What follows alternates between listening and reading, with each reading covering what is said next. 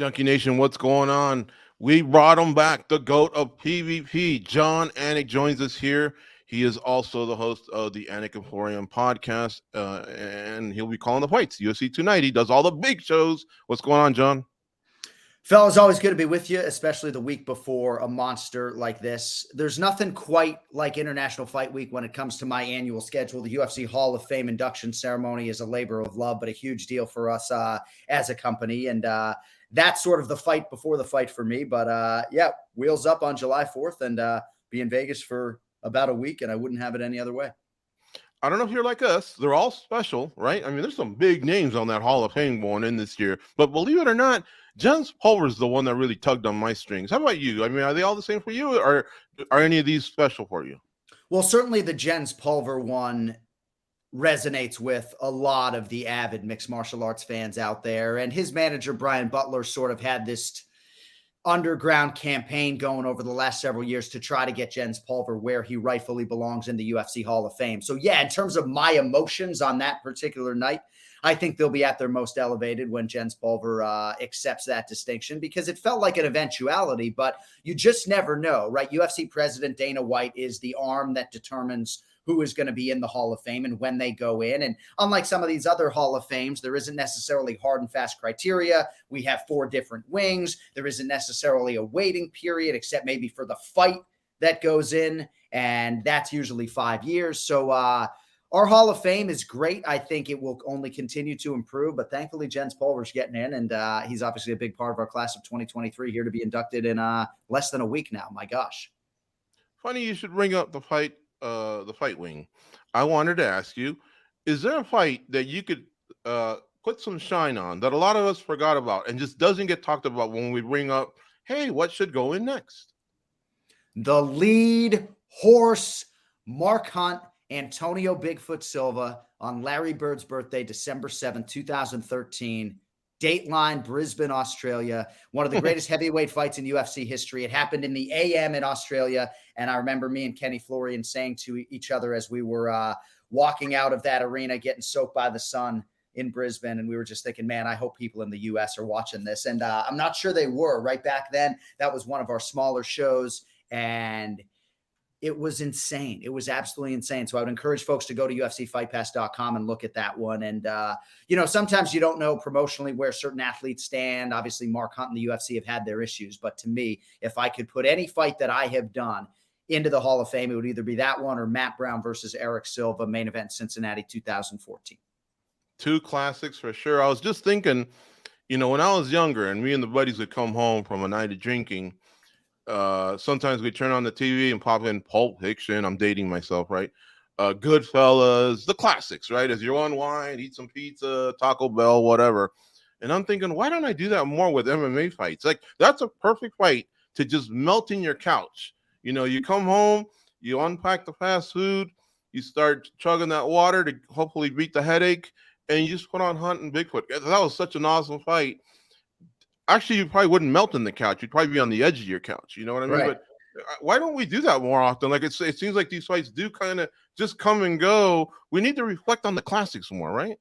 It is a great thought. And I think the fear for me is, number one, that I go down a rabbit hole and I'm up till 3:00 in the morning. And the other thing is that I watch so much mixed martial arts for work, right? And you can be sure every time I'm sitting in my hotel room and I'm actually doing film study, I do try to have a moment of gratitude to recognize that I'm being paid right now to watch mixed martial arts. But because my life is so soaked up in this all the time, I think I almost need that balance to check out and go watch something else for a minute. But I absolutely love the thought. And Evan Longoria, all-star third baseman for the Arizona Diamondbacks, good friend of mine, big supporter of the Anik and Florian podcast. About a year ago, he went back and started at UFC 6. And he was going to try to go back and watch as many live events as he could. I think that's actually fruitful as well. Could you imagine just going back to UFC 1 and trying to watch every live event in UFC history, even like a random show like UFC 37.5? Might take you 2 hours to watch and would probably effectively blow your mind. So I think both of those exercises are worthwhile. There just aren't enough hours in the day, my man. How far did he get? Did Longoria get? Did he report back? I think he bounced around, so I don't think he dutifully went up the chart, was his initial intention. I thought of it as well. I think I'd find myself being gung ho for about 3 or 4, and then when I get to 5, I'm Right. like, fast forward, fast Right. forward. Why did I undertake this? But okay. Another thing you brought up, you did say Josh Emmett, and I was looking at your recent post that you did. Let's plug it, Anik and Florian podcast blowing up. I see the merch there on your chest. And folks on Twitter at Anik and Florian Pod, and then of course for Jon _Anik. Great discussion with Ray Longo and Kenny Florian about the Josh Emmett fight. And hopefully I'm not stealing Goz's thunder, because I know he brought up, we were talking prior to the interview. This is all I wanted to say. All I wanted to say was we discussed it as well. And I thought it was handled pretty good, like in terms of your guys' discussion. But I thought what he should have done was, they told him we need this, before he walked out for round 5, and he delivered. Man, those first 30 seconds were amazing. And what I told Goz was, if they didn't stop it between rounds 4 and 5, then at least tell him, dude, you show me something those first 30 seconds, 60 seconds, or this towel just has to go in, because mathematically, and I think they had a good idea that it probably wasn't going good, and he was taking a lot of damage. One eye closed against the guy that's just on that night, you know what I mean? Now, to Josh's credit, he came out and he was guns a-blazing, and then, of course, we hit a mark where Topuria finally just said, okay, he was calm and patient. He let that guy blow up. Amazing, by the way, each guy's ability to recover within that 1 minute. The cardio was off the charts. But that's all I'll say. You guys handled it well. I point people to that. Great discussion. But I hopefully we see more of those, and hopefully the interactions you've had with others will just stay in their head. You're someone to be respected. Your opinion. You've seen enough of these, and now we have enough of a history in the sport that cycles to us seeing what the fighters are like 10, 15 years later. Right. You know what I mean? Well, I think it's an important discussion, and I will always be fighter first, but I will also never be a fighter nor a coach. So sometimes my opinion can fall on deaf ears, and that's okay. I don't say anything I say for self-serving purposes. Now, when it comes to this particular fight, Josh Emmett and Ilia Topuria, I think you hit on something that I would like to see. I would just like to see the corner and the messaging include something to the effect of, hey, man, you better show us something here 30 or 60 seconds, or we're going to call it and let you live to fight another day. Now, Josh Emmett is a uniquely tough athlete. Cerebrally, mentally, I still think he is absolutely all there, and I still think he is absolutely one of the top 5 or 7 featherweights in the world. But the point I was trying to make on the Anik and Florian podcast is, given his history of vertigo and facial fractures and all the stuff that he dealt with back in 2018 and how long it took him to come out the other side, I guess I would just like to see a little bit more thoughtfulness when it comes to him absorbing all of that damage. And I do think for a lot of people, the ends justify the means. And so if Josh Emmett lands a big strike in round 5, as he did, then the corner did the right thing in sending him back out there. It's a long conversation. It's one that I'm more trying to open up than I am to fall on one side of it or another. I'm certainly not calling for Josh Emmett to retire. I think there are plenty of winnable fights for him, even residing within that top 10. But I think you get into a troubling area when you send him back out there for the bonus, essentially, in round 5, because it seems like in a lot of respects, that's what was being done here. And, I may have thought that Chepe Mariscal and Trevor Peek was the fight of the night, but had Josh Emmett not gone back out there for the 5th round and his corner stops it, those guys don't get the fight of the night. Instead, Emmett shows even more heart, right? Even more dog than possible in any human being in that round 5. It ends up being the fight of the night, and maybe the ends justify the means, and maybe Josh Emmett's absolutely fine. But I'm a mixed martial arts fan. I'm a fan of Josh Emmett, the individual, and that was a 10-7 in round 4, and 10-7 to me means let's call the fight. Yeah, I wasn't going to add too much more to that, other than I was just content with the fact that 2 people that I really, really respect in the game were able to have a conversation without it getting ugly the way it does sometimes on social media. I just wish there was more of that in our sport, because, you've put in a lot of time. Danny's put in a lot of time as a fighter, as a coach. Very well respected, both guys. So I was just happy that you guys had that discussion, and that, you respect each other's opinions. And I love that, man. I love seeing that. So that's all I wanted to add to that.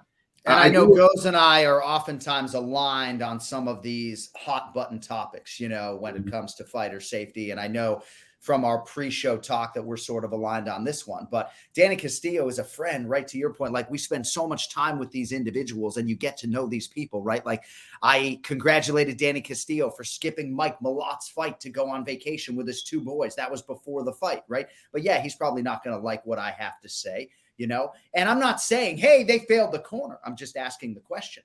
Right. Maybe they failed him, maybe they failed the athlete. I'm just asking the question. Yeah. I do want to ask you, International Fight Week is upon us, and I know that has to be probably one of the better moments of your year, but also the most stressful. For fighters, do you ever notice, I don't care who you are in professional sports, but you can't tell me week 3 in the NFL is the same as a playoff game or something like that. Have you seen their demeanors change? Do you feel like they have more pressure on a big card, big stage like this with so many people in town and so many eyes on the sport? I think it can be a performance enhancer, but I think it can absolutely be an energy drainer during the week, even for some of the preliminary fighters, just by nature of the monster that is International Fight Week. There are just more commitments and there are more things to do. And, there might be special fight kits, right? It really is our annual celebration of the combat sports leader, right? And fans descend upon Las Vegas and they get more access to these athletes than during any other time of the year. And oftentimes it brings in people from all over the globe. And I think for a guy like Alexander Volkanovski, the consensus #1 pound for pound fighter in the sport, an opportunity to be the last athlete to walk during International Fight Week 2023 is a special thing. How does it compare to him competing on major pay-per-views in Las Vegas in the past? Probably pretty similarly, even though he's charged with driving this fight card. Generally speaking, I feel like the elite athletes, and I'll bring up Israel Adesanya and Sean O'Malley, these guys are detached from a singular result. So that when Israel Adesanya gets knocked out by Alex Pineda and goes down 3-0 in their martial arts series, he can still come back and beat him the way he did because he isn't so emotionally taxed and drained by the singular result. And I think a lot of the elite guys mentally are so forged that they get to a place where they can compartmentalize a loss, and it helps them deal with the magnitude of the biggest fight week of the year. Jon, I've asked you a lot of questions, but the next 2 questions are going to be directed more towards Jon Anik's gut. What does your gut tell you? I'm sitting here and I'm thinking about some of the fighters, the era that we're in, and some big name fighters have left the UFC. Your name and your voice has been attached to so many other calls. On your wall right there, Nate Diaz, Francis Ngannou. What does your gut tell you? Will you call another one of their fights before this is all over? I think Nate Diaz will fight in the UFC again. And it's a great question. I like the way you formed it. I think forced to choose between those 2 guys right now, given the climate as we hit the exact midpoint today of 2023. I think it's Nate Diaz, because I think he left on exceptionally good terms. I'm not sure that his relationship with UFC President Dana White, if you read between the lines, has ever been as good as it is right now. And he left with that promotional blessing, as others have, right? Jose Aldo left, probably had fights left on his contract, and he's competing under a boxing umbrella on UFC Fight Pass a few weeks later.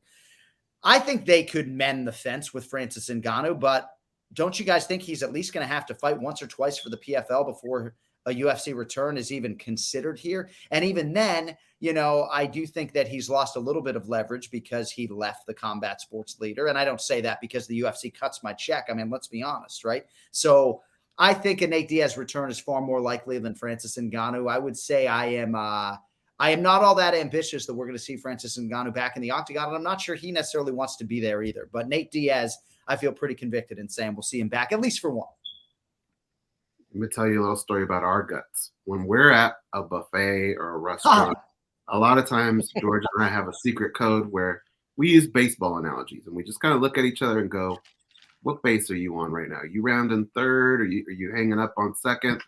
Trying to figure out how full we are. Right. In terms of your career, Jon, you've done so much for our sport. You've done so much. And you do have the luxury of, if you wanted to call another sport, you could probably do it. You're really good at it. And you've done that before. What's your gut tell you? Are you on second right now? Are you on third? Where are you at?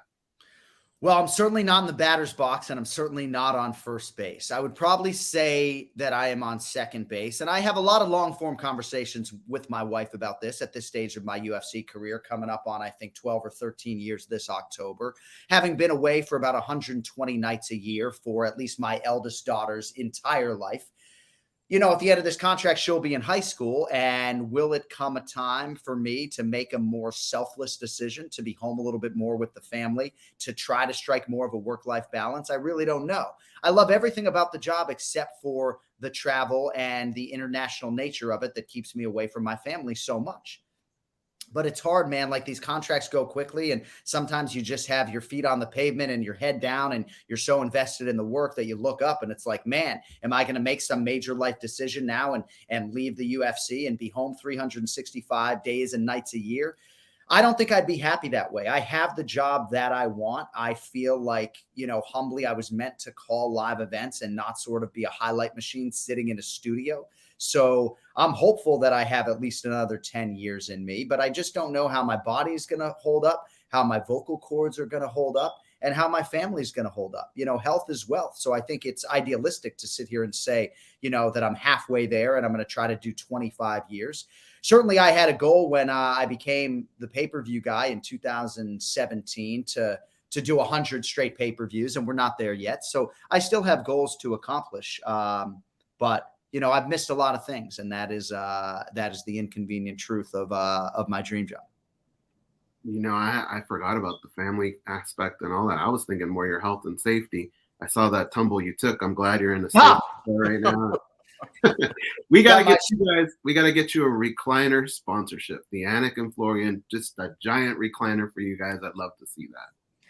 So over the last 2 months, I've been trying to figure out what is the future home of the Anik and Florian podcast. Is it going to be right here in my home studio that I'm in the process of trying to maximize, or is it going to be somewhere else that wants to charge me $6,500 a month to use their space, right? So as I've tried to maximize my internet, I've been doing shows at my twin brother's house, my mom's house, and yeah, my mom needs new chairs. So I found that out the hard way 3 weeks ago on the Anik and Florian podcast. The chair completely crumbled underneath me, and but yes, you guys see this sort of makeshift studio right now, but unless my video is interrupted with you boys, I think pretty strongly that this is going to be the future home right here. So I hope it sounds good. Any plans for the Big 4-5? It's coming up. Yeah, so we're taping 2 episodes of the Anik and Florian podcast this Monday, July 3rd, which is my 45th birthday. And I do think as you get older, you know, my 40th birthday was my worst birthday by far. It was just, man, I don't want to be 40. My goodness, you know, halfway to the dirt nap, if not closer, you know. But I don't do anything for my birthday because it's always the busiest week of my year. So we'll have a little get together with my twin brother and my family on Saturday, which is tomorrow, July 1st. Then actually I can tell you guys a little breaking news, if you want to call it that. I'm going to American Top Team headquarters tomorrow to do a 45-minute sit down with Dustin Poirier in advance of UFC 291. But then Sunday, July 2nd is podcast prep. We're taping 2 episodes on Monday, July 3rd. That's the birthday present from me to Kenny Florian. And yeah, it's wheels up on July 4th. So for people who don't love their birthday, it's nice when it falls during the busiest week of your year, because then it kind of gets brushed under the rug. Nice. All right, man. Well, listen, we'll keep it short. Usually we're dragging your ass into the 40th minute, but we'll keep it short this time. It's always a pleasure to talk to you. I know you have a big week coming up, and we'll be seeing you next week. So break a leg as always, and thank you for the time. Always appreciate hearing from you guys, and thank you for the support. And as we've gotten older, and maybe we just need to hit that record button when we start, but as we've gotten older, it kind of feels like that pre-show meeting is even more enjoyable than these actual conversations. So next time we just got to hit record and just let it rip. We'll just hit record. Yeah, and we didn't even mention the fights. Moreno, this will be his first proper title defense of the Undisputed. And then Volkanovski's going for number 5. I love those historical ones, because if you look in the history books, you know, the Ortizes, Liddells, Rouseys, they start to separate each other from some of the ones that are defended once, twice, 3 times. I've always been pretty fascinated with that. Great card coming up, folks. John will be on the call. Did you have any thoughts on those 2 title fights? Sorry, I guess I snuck in that. Well, no, it is crazy, right? That Brandon Moreno now is competing in essentially his 5th straight UFC title fight of some kind, and yet this is his first undisputed UFC flyweight championship defense. And it comes against a guy in Alexandre Pantoja who has a head-to-head win over him and then another win over him in an exhibition. Weird circumstances that really, really elevate this flyweight championship fight. And, the betting line in terms of Yair Rodriguez and Alexander Volkanovski, right? It's predictive in nature, right? Because essentially it tells you by nature of the money line what the probability is that a guy like Yair Rodriguez would win the fight. And I just feel like he has a better chance than he is being given by the odds makers, by the sharps out there. I know they're just trying to draw two-way action. But Yair Rodriguez is one of one and a very uniquely hard guy to prepare for. A lot of people suggest that maybe Josh Emmett is a harder matchup for Alexander Volkanovski than Yair Rodriguez. I'm excited to see what Yair can do with the opportunity, and you can be sure that he has Volkanovski's attention. So we'll see. Cannot wait. Those are some awesome matchups. And again, we thank you for today's time. We'll talk to you next week. Thank you, boys.